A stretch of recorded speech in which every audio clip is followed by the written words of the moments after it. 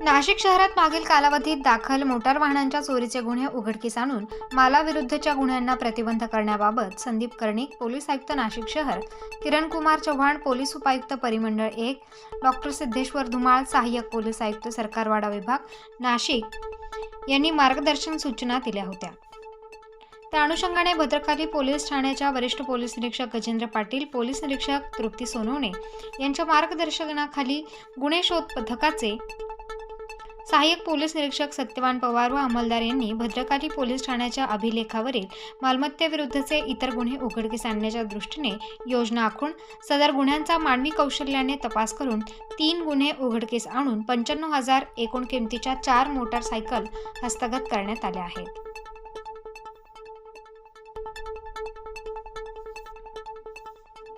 यात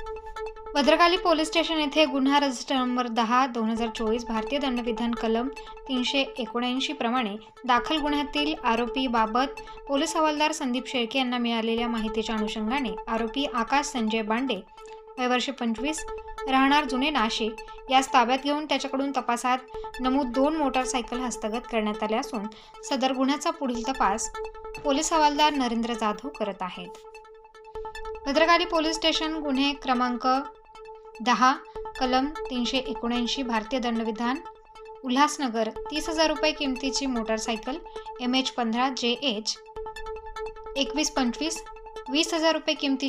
किमतीची मोटारसायकल क्रमांक MH05 BK 6652 आणि भद्रकाली पोलीस स्टेशन येथील गुन्हा रजिस्टर नंबर 18/2024 भारतीय दंडविधान कलम 379 प्रमाणे दाखल गुन्ह्यातील आरोपी पोलीस नाईक अविनाश जुंतरे, पोलीस शिपाई नितील भांबरे यांना मिळालेल्या माहितीच्या अनुषंगाने आरोपी गणेश रमेश पाटील, राहणार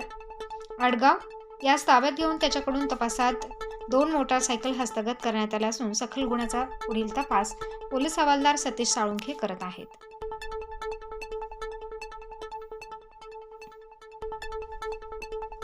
त्याचबरोबर भद्रकाली पोलीस स्टेशन गुन्हा रजिस्टर नंबर 18/24 कलम 379 भारतीय दंडविधान 15,000 रुपये किमतीची मोटारसायकल पिंपळगाव पसवंत येथील गुन्हा रजिस्टर नंबर 12